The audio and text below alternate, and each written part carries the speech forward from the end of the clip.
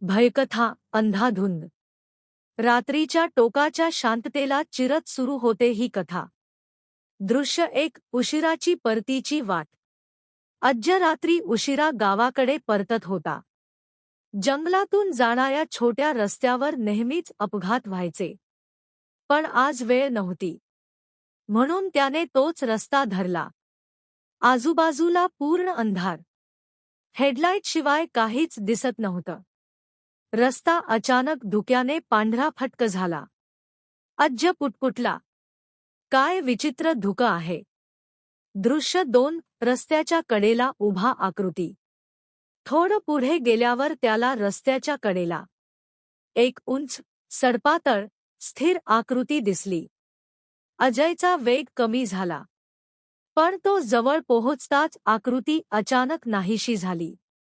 त्याच वेळी मागून एक मंद आवाज.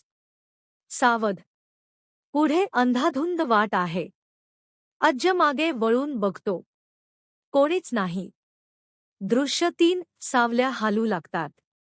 बाईक पुन्हा पुढे जात असताना रस्त्यावर दोन्ही बाजूंनी सावल्या सरकू लागल्या. त्या कधी उंच होत, कधी पसरत, कधी बाईकसोबतच धावत असल्यासारख्या वाटत होत्या. अजयचा घाबरून घसा कोरडा झाला. तो वेग वाढवतो, पण सावल्या त्याच वेगाने. अचानक एक सावली बाईकच्या समोर येऊन थांबली. डोळे लाल, चेहरा ओळखून येण्यासारखा. ती सावली फुसफुसली, तू खूप पुढे आला आहेस.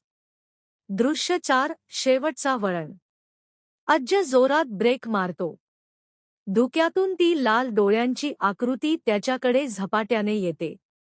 त्याला पळायचीही वेळ मिळत नाही. अचानक संपूर्ण अंधार पसरतो. फक्त एकच आवाज. अंधाधुंद रस्त्यावर. परती येणं कुणाला जमत नाही. अजयची किंकाळी त्या रस्त्यात विरत जाते. आणि दुसऱ्या दिवशी फक्त त्याची बाईक सापडते. धुक्यात उभी, दिवे चालू.